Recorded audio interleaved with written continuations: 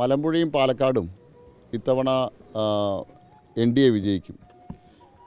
രണ്ട് മണ്ഡലങ്ങളിലെയും ജനങ്ങൾ കഴിഞ്ഞ നിരവധി വർഷങ്ങളായിട്ടുള്ള ഇവിടുത്തെ വികസന മുരടിപ്പിനെതിരായിട്ടുള്ള വലിയ പ്രതിഷേധത്തിലാണ്.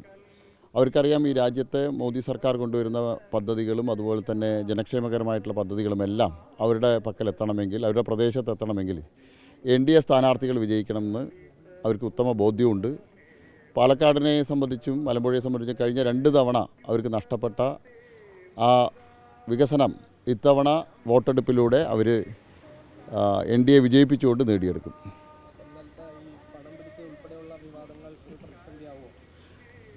പാലക്കാട്ടുകാർക്ക് നല്ല വിവേകമുള്ള ആളുകളാണ്.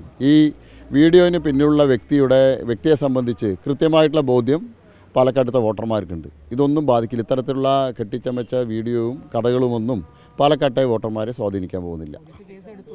അല്ല, പോലീസിനൊരു പരാതി ലഭിച്ചാൽ സ്വാഭാവികമായിട്ട് കേസെടുക്കും. ഞങ്ങൾ പറയുന്നത് പോലീസ് അന്വേഷിക്കട്ടെ, ഞങ്ങൾക്ക് യാതൊരു ഭയവും ഇല്ല. കൃത്യമായിട്ട് പോലീസ് അന്വേഷിക്കട്ടെ. അല്ല, ഞങ്ങളെ സംബന്ധിച്ചോളം ഞങ്ങൾ പറഞ്ഞല്ലോ, ഞങ്ങൾ നിയമപരമായിട്ട് ഇതിനെ നേരിടാൻ തയ്യാറാണ്. ഞങ്ങളും ഇത് സംബന്ധിച്ചുള്ള പരാതികൾ നൽകുന്നുണ്ട്. ഈ വീഡിയോന് പിന്നിലുള്ള ആളെ സംബന്ധിച്ച് നിങ്ങളൊന്ന് അയാളുടെ ചരിത്രത്തെക്കുറിച്ച് അന്വേഷിക്കണം. കണ്ണാടിക്കാർക്ക് ഈ വ്യക്തിയെക്കുറിച്ച് നല്ല ബോധ്യമുണ്ട്. ഞാൻ മലമ്പുഴയിൽ സ്ഥാനാർത്ഥിയാണ്. അതുകൊണ്ട് പാലക്കാടത്തെ തെരഞ്ഞെടുപ്പ് പ്രവർത്തനത്തിൽ വന്ന ആളുകളെ സംബന്ധിച്ചോ പ്രവർത്തകരെ കുറിച്ചൊന്നും എനിക്കറിയില്ല. എനിക്ക് പോലീസ് അന്വേഷിക്കുന്നുണ്ടല്ലോ. കോൺഗ്രസ് പരാജയ ഭീതിയിലായതുകൊണ്ടാണല്ലോ ഓരോ കഥകളുമായിട്ട് വരുന്നത്. കോൺഗ്രസ്സിന് അവരുടെ മുൻ MLAയുടെ അവരുടെ പ്രവർത്തനത്തെ സംബന്ധിച്ച് ഏതെങ്കിലും ഒരു വാക്ക് പറയാൻ കഴിയുമോ? കഴിഞ്ഞ ഉപതെരഞ്ഞെടുപ്പിൽ വിജയിച്ച MLAയെ സംബന്ധിച്ച് എന്തെങ്കിലും അദ്ദേഹം നടത്തിയ വികസന പ്രവർത്തനത്തെ സംബന്ധിച്ച് ആ നേട്ടങ്ങൾ മുൻനിർത്തിക്കൊണ്ട് കോൺഗ്രസ് എന്താ തെരഞ്ഞെടുപ്പ് നേരിടാത്തത്? കോൺഗ്രസ് തെരഞ്ഞെടുപ്പിനെ നേരിടുന്നത് വിവാദങ്ങൾ കൊണ്ടാണ്. ഞങ്ങളിവിടെ മുന്നോട്ട് വയ്ക്കുന്നത് വികസനമാണ്. എങ്ങനെ വരാൻ കഴിയുക?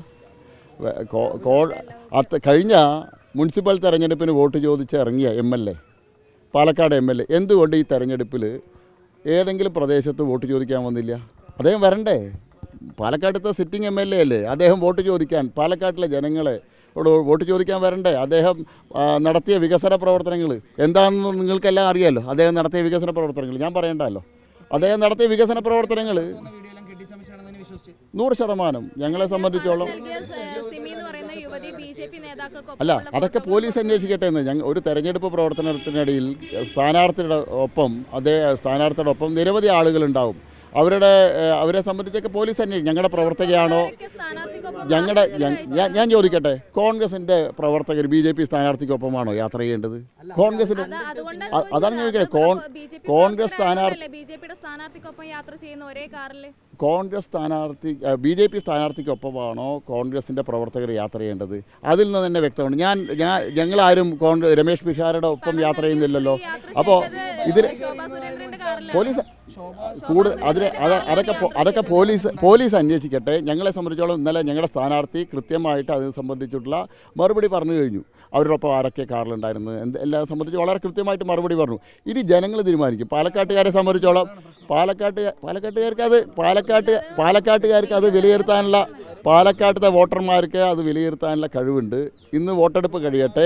മെയ് 4-ാം തീയതി തെരഞ്ഞെടുപ്പ് ഫലം വരുന്ന സമയത്ത് നിങ്ങൾക്ക് ബോധ്യമാവും ഇത് പാലക്കാട്ടെ വോട്ടർമാർ ഇതിനെങ്ങനെയാണ് വിലയിരുത്തിയെന്നുള്ളതിനെ സംബന്ധിച്ച്. ഞങ്ങൾ കുറച്ച് ആത്മവിശ്വാസമുണ്ട്.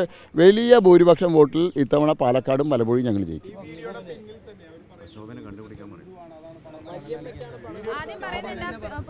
അതല്ല, ഞാൻ പറഞ്ഞല്ലോ, ഞാനൊരു സ്ഥാനാർത്ഥിയാണ്.